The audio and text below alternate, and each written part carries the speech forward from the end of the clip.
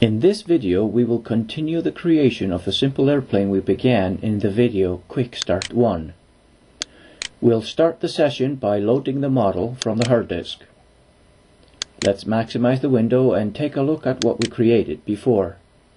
We can see that one half of the wing and horizontal tail have been created.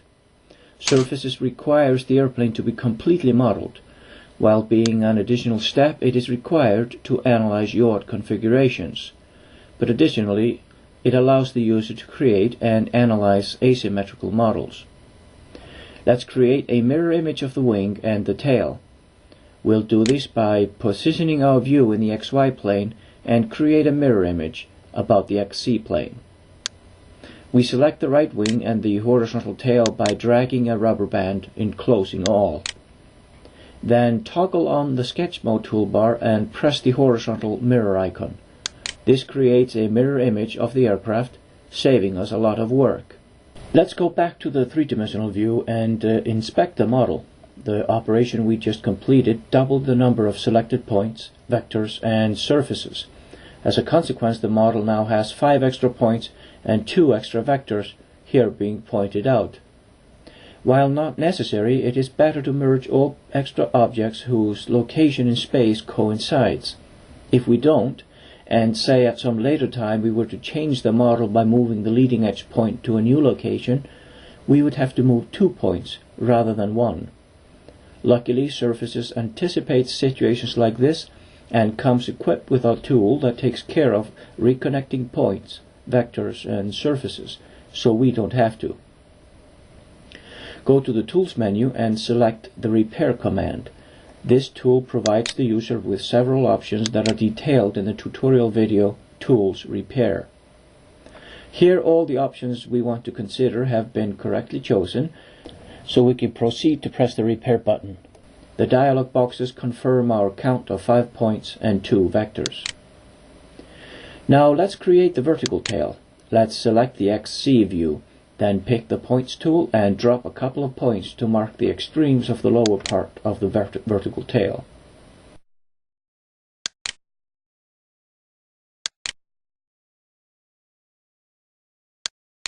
Let's go back to the three-dimensional view and inspect the location of the points.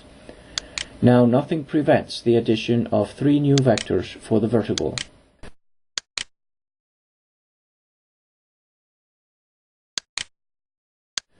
Let's add the vertical surface. Note how the creation of vertical surfaces differs slightly from the horizontal ones. The A1 curve is above the A2 curve.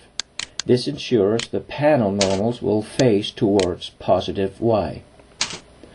Once the surface has been created, we inspect the model to see if panels don't align properly to one another.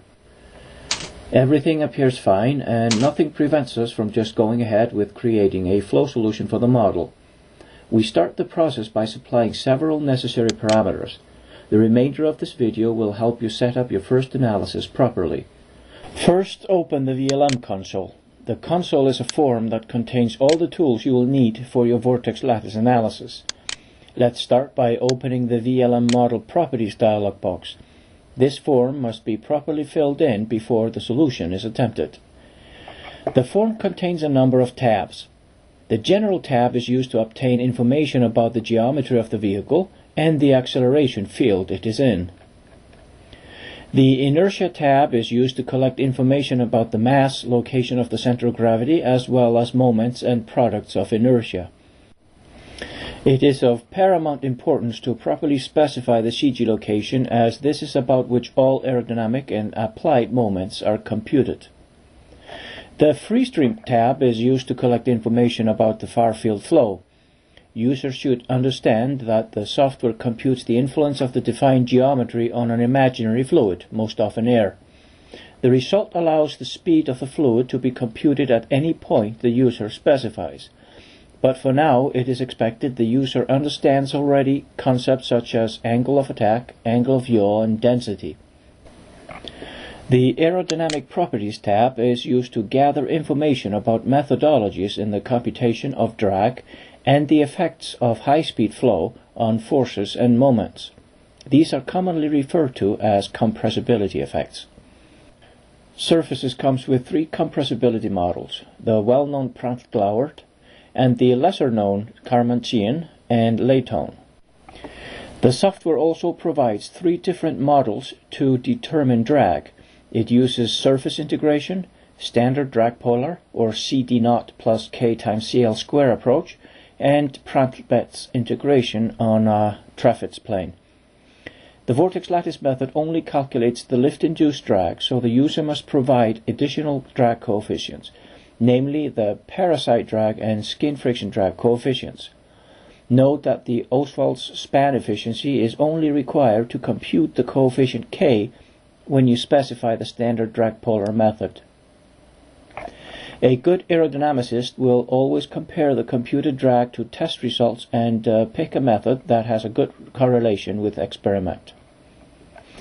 The Mathematics tab is used to specify limits for the piercing vortex criterion and other parameters.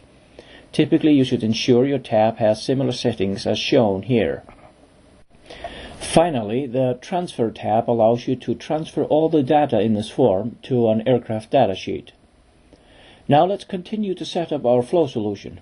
Let's start by entering the acceleration field. You should consider the setting shown as a default, as the user-specified field is really for very specialized applications. Enter the acceleration due to gravity as negative 32.174 feet per second squared. Let's wait with the CG location for now and go to the Freestream tab. Let's enter some arbitrary numbers in here, say 10 degrees for angle of attack and 150 feet per second for airspeed.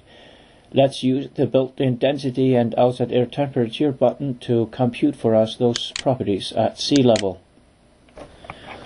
Then let's say we have computed a parasitic drag coefficient of 0.015 and span efficiency of 0.8. Let's specify a standard drag polar methodology. Let's quickly check the other tabs to confirm everything looks as we want it to, and then press the OK button. As you can see, surfaces notifies us of an unacceptable data. A reference length, typically the mean aerodynamic chord, and a reference area, typically the wing area, have 0 values. We clearly have additional work to accomplish before we can solve the flow field. This gives the opportunity to demonstrate additional tools that come with the software. Press yes for both notifications, then select Tools Trapezoidal Mean Aerodynamic Chord from the VLM console. The tool should only be considered a specialized calculator. It will not store any data with your model that you can edit at a later time, only the last values entered.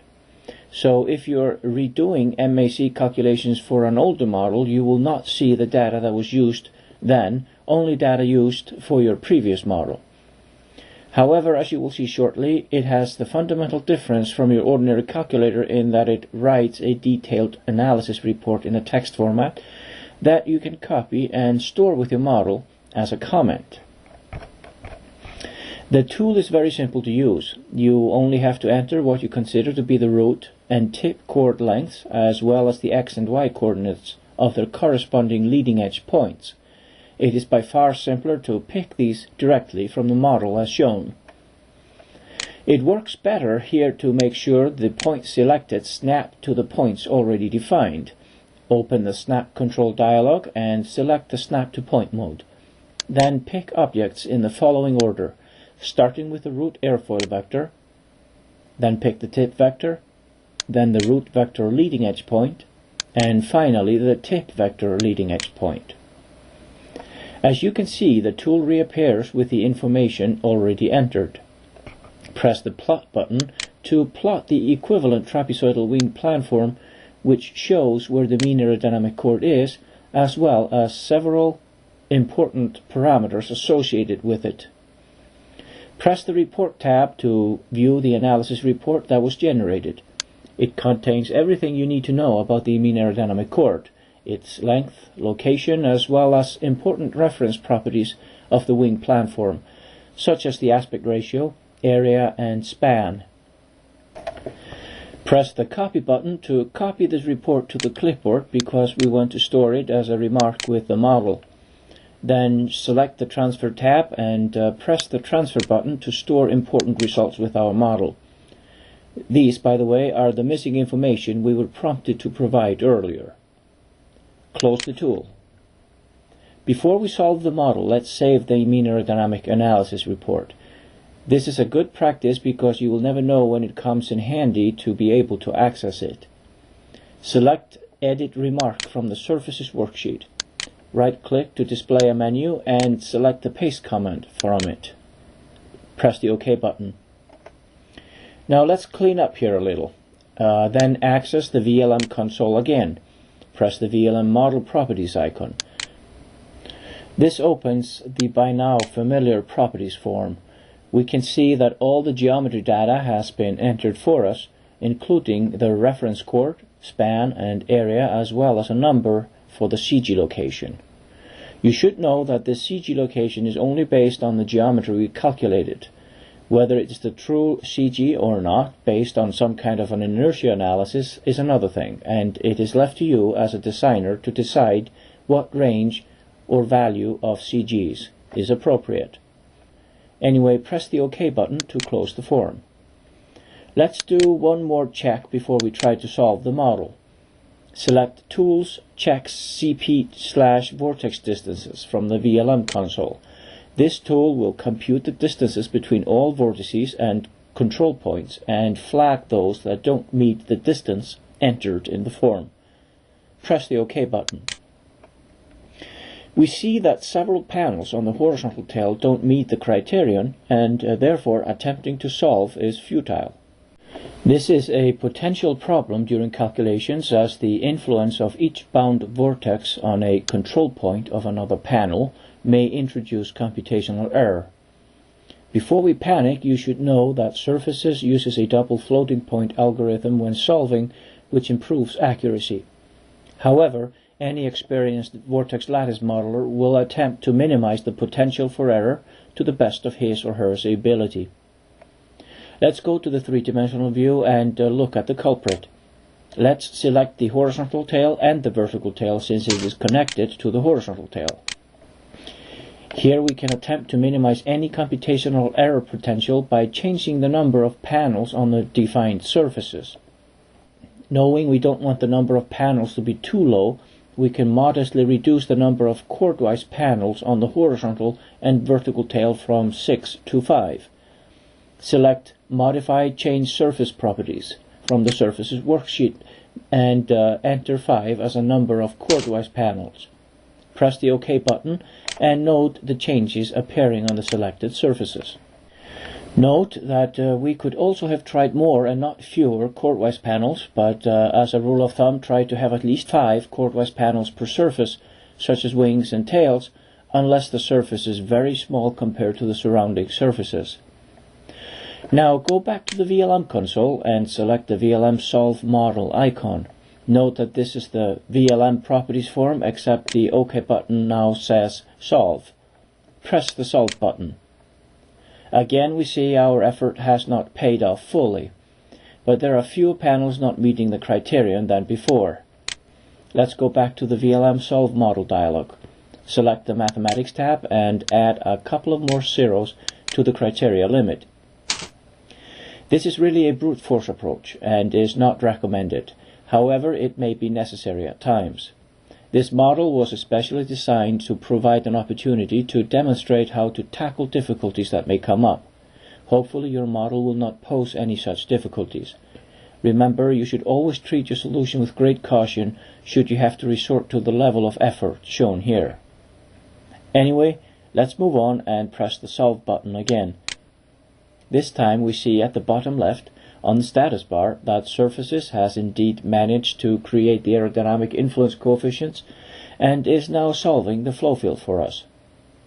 The solution for this particular model is ready in 4 seconds on this what I would call an average computer in the year 2006, slowed down by the fact that it is recording this video at the same time. The colors you see are the pressure coefficients on the panels. Blue indicates a positive pressure coefficient and red a negative one.